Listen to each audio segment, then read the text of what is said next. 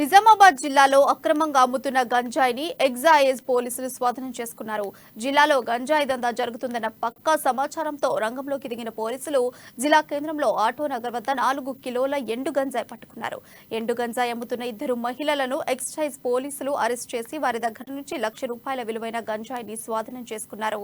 నాందేడ్ నుంచి కూడా నిజామాబాద్ కు తెచ్చి ప్యాకెట్ల రూపంలో అమ్ముతున్నట్లు పోలీసులు తెలిపారు.